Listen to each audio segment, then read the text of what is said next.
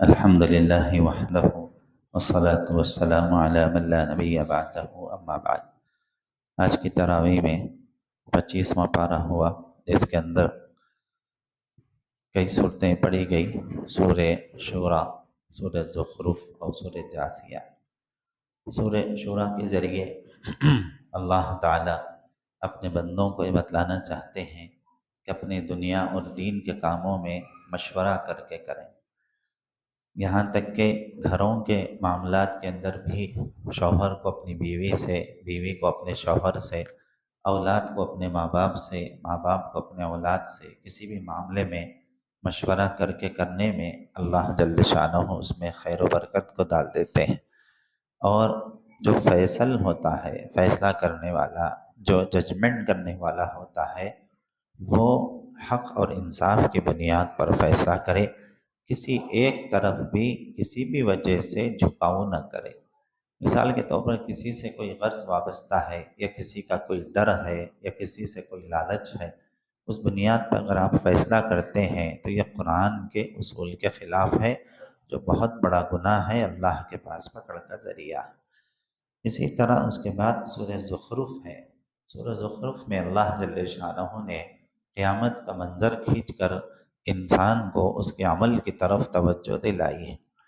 اسی طرح سورہ دخان ہے۔ سورہ دخان جس کے اندر اللہ جل شانہ نے قیامت کی ہولناکی کا تذکرہ کیا ہے، یعنی جب قیامت برپا ہوگی تو اس وقت چاروں طرف دھواں ہی دھواں ہوگا، پولیشن ہی پولیشن ہوگا۔ جس طرح انسان کو دھوئیں میں نظر نہیں آتا کہ کون سی چیز کہاں ہے، تو ہر طرف آپ کو گرد و غبار نظر آئے گا۔ آسمان ٹوٹ کے جو ہے لپیٹ دیا جائے گا، ستارے ٹوٹ کے نیچے گر جائیں گے، پہاڑ جو ہے روئی کی گالوں کی طرح جو ہے اڑتے پھریں گے، زمین میں بھونچال اور زلزلہ ہوگا، کھڑی عمارتیں نیچے گر جائیں گی، کوئی بھی چیز زمین سے اونچی نہیں ہوگی، سب زمین کے برابر ہو جائے گی۔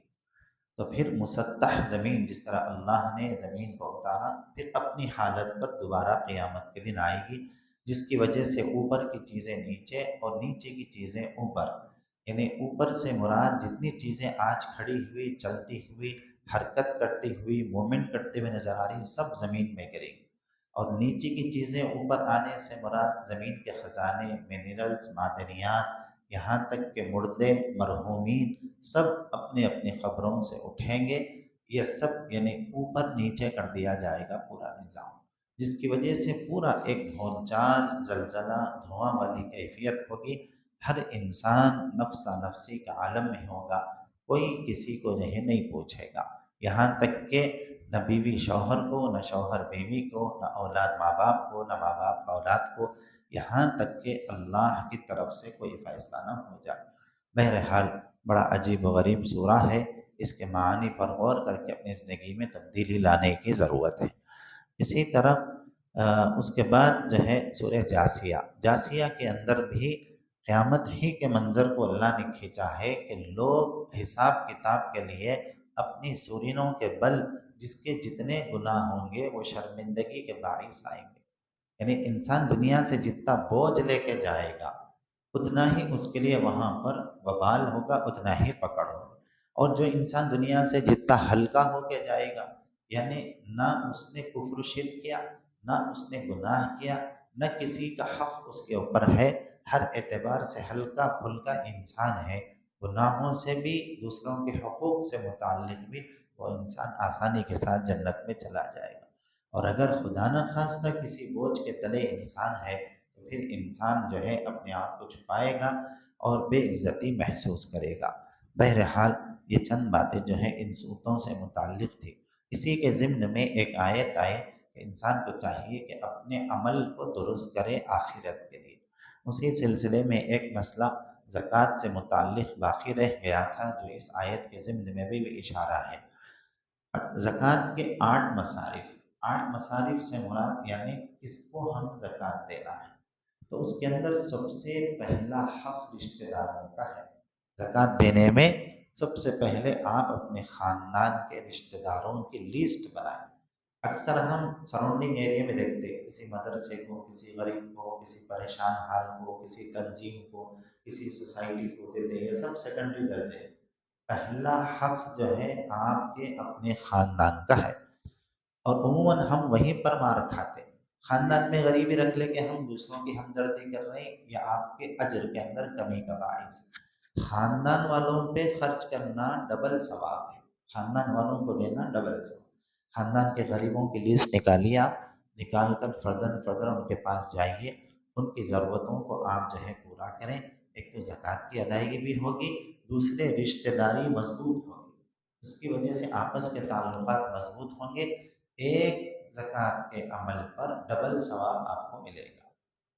ये हो जाने के बाद फिर और मज़ीद आपके पास ज़कात की रकम है, तो फिर अब दीन की खिदमत करने वालों, मदरसे में जो गरीब बच्चे यतीम है, हिफ्ज़ करने वाले, अनब कोर्स करने वाले, बेसहारा, आरफन से लाचार है, ऐसों की जो है हम मदद करें।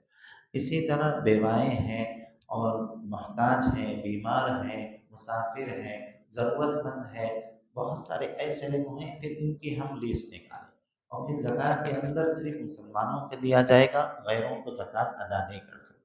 सदका खैरात के ज़रिए से आप दे सकते हैं। इसी तरह जिस दिन आप ज़कात निकाल रहे हैं, उस दिन के रेट को देखेंगे आप, क्या कीमत है। हमारे पास जो सोना चांदी है उसकी वैल्यू कम रहती है, जो सोना चांदी मार्केट में है उसकी वैल्यू ज़्यादा है। तो इसलिए ज़कात निकालते वक्त आप बेचने की कीमत देखेंगे, खरीदने की कीमत नहीं देखेंगे। क्योंकि आप सोना खरीदने जाएंगे तो 60,000 65,000, सोना बेचने जाएंगे आप तो फिर उसकी कीमत बहुत कम आती। 916 है तो जो है 90% आता, और 22 कैरेट का है तो आपको 80% के करीब आता, 24 कैरेट का है तो आपको जो है 60-65% के करीब आता। जितनी वैल्यू सोने की घटती है, रेट उसका उतना डाउन होता है। तो इसलिए हॉलमार्क देखकर आप उसको 916 है, कौन सा है, इंडियन है या जो है एक्सपोर्ट माल है, या ब्रांडेड है या इम्पोर्टेड जो है सोना है, उसी के हिसाब से आप उसकी कीमत, आपके पास जो सोना है उसकी वैल्यू का एतबार होगा, मार्केट के सोने का नहीं होगा। तो इसलिए आपके पास जो सोना है उसका हिसाब इस तरह जो है आप करेंगे। तीसरी और अहम बात इसके अंदर ये है कि ज़कात मुस्तहिक़ के हाथ में जाना चाहिए। आप पहले हिसाब करें, लिस्ट बनाएं, 2.5 निकालें, निकाल कर जिसको भी दे रहे हैं उसका बैकग्राउंड आपको मालूम होना। जिस तरह आप नमाज इशा के लिए आप आए, जिस तरह ये नमाज फ़र्ज़ है, वक्त निकाले आप, ऐसे ही ज़कात भी फ़र्ज़ है। जिसको भी दे रहे हैं आप अंदाजे पे नहीं देना, कहीं ऐसा न हो कि किसी ऐसे शख्स को आप ज़कात दे दिए कि वो खुद अपनी ज़कात निकालता है, तो फिर आपकी ज़कात अदा नहीं। तो इसलिए कोई हर्ज नहीं है कि आप उसको बता के दें कि साहब देखो ये ज़कात के पैसे हैं, मैं आपको देना चाह रहा हूँ, अगर आप ज़रूरतमंद हैं तो लें, नहीं तो इनकार कर दें, ये आपके लिए इसमें आफियत है। आप ये सोचेंगे बेचारा क्या समझेगा, गलत फील करेगा, बेइज्जती महसूस करेगा, ये सब बात की बात है, आपकी ज़कात अदा नहीं होती। तो इसलिए अपनी ज़कात की अदायगी के लिए आपको हर शख्स का बैकग्राउंड मालूम करके, जिसको भी आप देना चाह रहे हैं, गरीबों में हो, यतीमों में हो, बेवाओं में हो, जान पहचान वाले में हो, अड़ोस पड़ोस में हो, ख़ानदान वालों में हो, और किसी को भी XYZ आप देना चाह रहे हैं, मालूम करके आप उसको इन्फॉर्म करके आप ज़कात दें, ताकि आपकी ज़कात मुस्तहिक़ परेशान हाल लोगों को जाए। क्योंकि अगर सही ज़कात निकाली जाए और सही लोगों तक, ज़रूरतमंद लोगों को पहुँचाई जाए, तो फिर मुसलमानों में एक भी भिखारी फ़कीर नहीं रहेगा, कोई भी आपको मांगने वाला नहीं मिलता। आज मस्जिदों के पास खड़े हुए हैं, मदरसे वालों के पास खड़े हुए हैं, रोडों पे अल्लाह के नाम पे दो, अल्लाह के नाम पे दो, ये क्यों नौबत आ रही? ये नौबत इस वजह से आ रही कि या तो ज़कात निकालने वाले नहीं निकाल रहे, या निकाल रहे तो सही कैलकुलेशन नहीं कर रहे, और अगर कर भी रहे तो मुस्तहिक़ ज़रूरतमंद को नहीं जा रहे। कहीं न कहीं मिस्टेक हो रही, कहीं न कहीं गलती हो रही है, इसलिए अपनी गलतियों को हम दुरुस्त करें। हज़रात सहाबा-ए-किराम के दौर में, मदीने में एक दौर ऐसा भी गुज़रा कि सहाबा-ए-किराम अपना सोना चांदी की ज़कात का पैसा लेके मदीने की गलियों में फिरते थे। ऐलान करते थे कि देखो ये ज़कात का अमाउंट है, कोई आके ले लो, तो कोई लेने वाला नहीं था। इतनी ईमानदारी मुसलमानों में आ गई, 100% वो मुसलमान। پھر چنانچہ اس مال کو اب کوئی بھی ضرورت مند نہیں ہے اسلامک بینک میں، دارالسلام میں، اور جو اسلامک اکاؤنٹس تھے اس کے اندر جمع کر کے آئندہ اگر ضرورت پڑی تو پھر اس سے ضرورتیں پوری، مجاہدین کے، فائٹرز کے، پریشان حال لوگوں کے، مسافروں کے، کئی لوگوں کے 10 یعنی 8 سے 10 قسم کے ایسے لوگ ہیں جن کو ہم زکوٰۃ دے سکتے، وہ جب حالات آتے تھے تو پھر ان کو دی جاتی تھی۔ تو آج مسلمانوں میں غریبی کی وجہ کیا ہے کہ ہم زکوٰۃ صحیح شخص تک نہیں دے رہے۔ تو اس لیے آپ اپنا کام نکالنے کے لیے، اپنا فائدہ پورا کرنے کے لیے، یا اپنا کام آسان کر لینے کے لیے، یا زکوٰۃ کے عمل میں کسی دوسری چیز کی نیت کر لینے کی وجہ سے آپ کی زکوٰۃ ادا نہیں ہوتی، خدا کے لیے اس عمل کو سمجھیے، فرض عمل ہے، صحیح حساب ہو اور صحیح ضرورت مند تک جائیں، ورنہ پھر آپ دے کر بھی نہیں دینے والے ہوں گے، کل آپ سے اللہ جل شانہ پوچھے گا۔ تو اس لیے وہ چند باتیں اہم تھیں جو زکوٰۃ سے متعلق بچ گئی تھی۔ اللہ مجھے اور آپ کو صحیح معنوں میں اپنی زکوٰۃ کی ادائیگی کرنے کی توفیق عطا فرمائے، اور آج کی ان صورتوں میں جو باتیں آئی ہیں اس پر عمل کی توفیق عطا فرمائے۔